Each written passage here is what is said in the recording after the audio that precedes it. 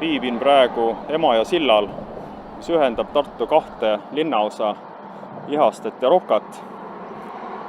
Sild on läbi aegade olnud väga sügava tähendusega. Teatavasti on ka paavsti üks tiitel seotud sillaga, suur sillaehitaja Pontifex Maximus.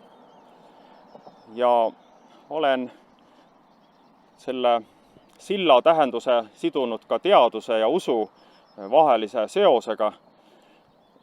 35 aastat olen töötanud Tartu Ülikooli füüsikteaduri ja õppejõuna ja olen isiklikus plaanis mõelnud selle üle, milline seos võiks olla usu ja teaduse vahel.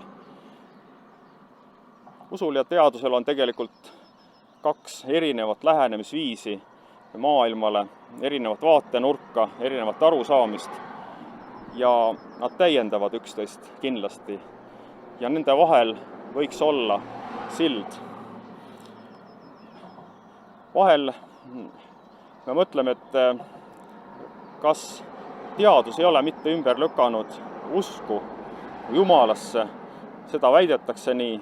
Tegelikult on nende erinevate lähenemisviiside vahel erinevused, aga see ei tähenda, et nad oleksid kuidagi vastuolus. Kui me vaatame jõge erinevatelt kallastelt, siis me ühelt poolt vaadates näeme, et ta voolab vasakult paremale, teiselt poolt vaadates, et paremalt vasakule.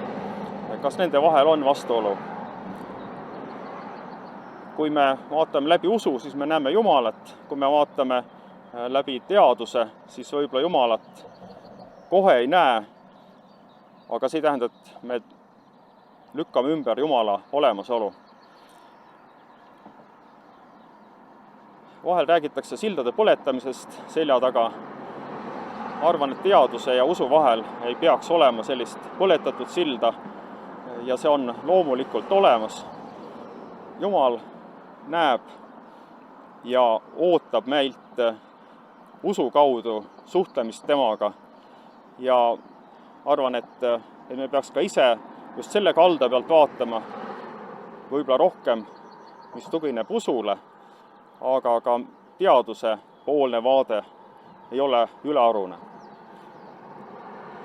Usun, et Jumal kasutab seda usu kallast meie jaoks võib-olla enamgi.